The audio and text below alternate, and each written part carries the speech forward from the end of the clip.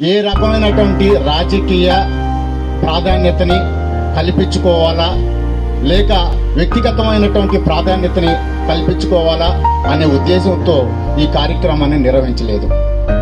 ప్రజలు పడే బాధలు, ప్రజల ఇబ్బందులు, ప్రజల యొక్క చావులు, ప్రజల యొక్క ప్రమాదాలు ఇవన్నీ కళ్ళారా చూసి చలించిపోయినటువంటి మనస్తత్వంతో జరిగినటువంటి కార్యక్రమాలు ఇవన్నీ కూడా. అందుకనే ఈ కార్యక్రమానికి రాజకీయాలకి అతీతంగా ఆదరణ కావాలా, రాజకీయాలకి అతీతంగా ప్రతి ఒక్కరు కూడా ఈ పోరాటంలో భాగస్వామ్యం కావాలా. తద్వారా మనం అనుకున్నటువంటి ఏదైతే లక్ష్యం ఉందో ఆ లక్ష్యాన్ని ముందుకు తీసుకుపోవడానికి ప్రజలందరూ కూడా కలిసికట్టుగా ముందుకు నడవాలనేటటువంటి పిలుపు కోసంగా చేసినటువంటి ఈ కార్యక్రమం ఇది. గతంలో జనాభా తగ్గించాలని చెప్పేసి ప్రభుత్వం వారు ఫ్యామిలీ ప్లానింగ్ ఆపరేషన్ చేయించేది. ఇప్పుడు అది మరుగున పడింది. ప్రజలు చైతన్యవంతులయ్యారు. ఏ మేరకు అవసరం ఆ మేరకే ఉంటున్నారు. జనాభా పెరిగిపోతున్నారు. నెల్లూరు చుట్టుపక్కల ప్రాంతంలో ఈ ప్రాంతంలో జనాభాని తగ్గించాలంటే నాకు అనిపించింది ప్రభుత్వం ఈ రకమైనటువంటి చర్యకి ఏమైనా పాల్గొనిందేమో, పాలు పంచుకుంటుందేమో అని అనిపిస్తుంది.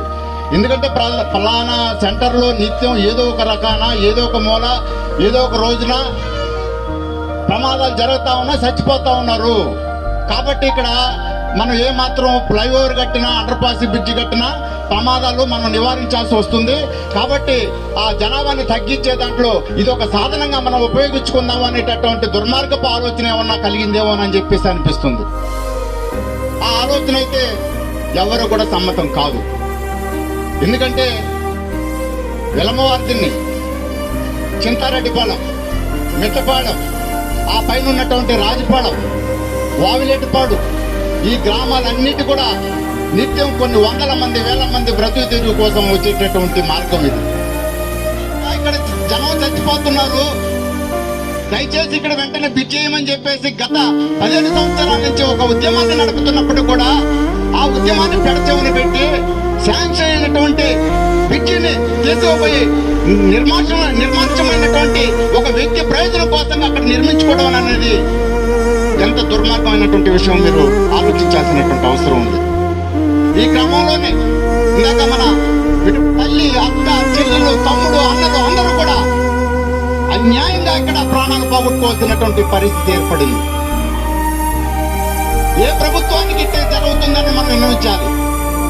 ఏ అధికారులకి ఇట్ట జరుగుతుందని మనం విన్నవించాలి. వాళ్ళకి తెలీదా నిత్యం ఇక్కడ ఏం జరుగుతుంది?